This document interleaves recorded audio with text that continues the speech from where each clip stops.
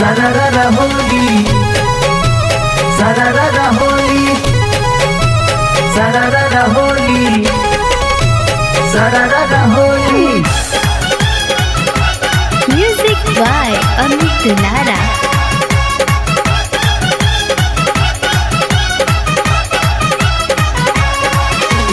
धीरे से टी से दर्द पैसा जौन धीरे से टी से दर्द पैसा जौन होली न खेले होली जौन धीरे से टी से दर्द पैसा जौन धीरे से टी से दर्द पैसा जौन होली न खेले जौन होली न खेले मरद पैसा जौन रंग न लगावे मरद पैसा जौन रंग न लगावे।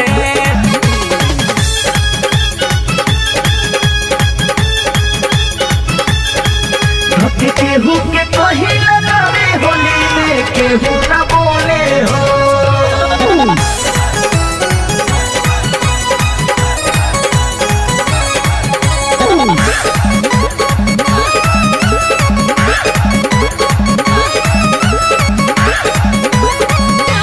सूती से दिया जब हम तो सावत रहिला तो डाले आवे नाही रंगवा तो बात रहिला कि सूती से दिया जब हम तो सावत रहिला तो डाले आवे नाही रंगवा तो बात रहिला। कब होली में ना उठल करद पैसा कब होली में ना उठल करद पैसा जौन रंग ना लगावे जौन रंग ना लगावी मरद पैसा जौन रंग ना लगावे मरद पैसा जौन रंग ना लगावे। सरररा होली सरररा होली सरररा होली सरररा होली।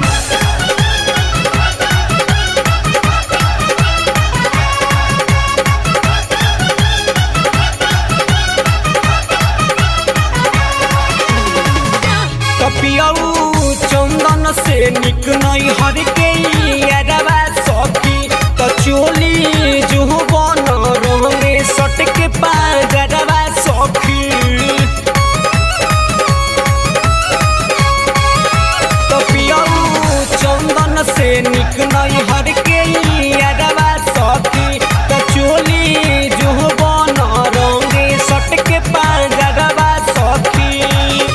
चिकारी के बाट इनका खोद ऐसा डालस को सहू तो लागेला रोद ऐसा जौन होली न खेले जौन होली न खेले मरद पैसा जौन रंग न लगावे मरद पैसा जौन रंग न लगावे। जौन धीरे से टी से दर्द पैसा जौन धीरे से टी से दर्द पैसा जौन होली न खेले होली जौन धीरे से टी से दर्द पैसा जौन धीरे से टी से दर्द पैसा जौन होली न खेले जौन होली न खेले मरद पैसा